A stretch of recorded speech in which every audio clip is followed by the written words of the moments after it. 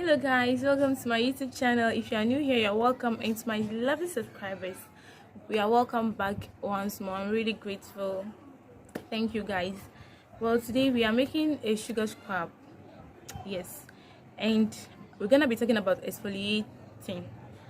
Why is it necessary to exfoliate your skin?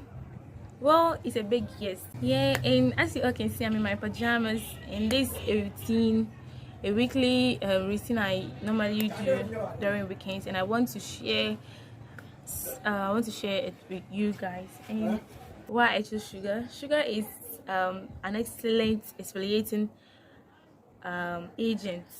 Yeah, for dry skin, oily skin, blah blah blah. But if you are sensitive, please, and if you think you're allergic to one of this, I bet you not to use it to make things worse. Well, a disclaimer here, I'm not an expert. I'm only sharing my opinions to you guys, what I've tried and I think is good for me and has worked on me, or for me rather.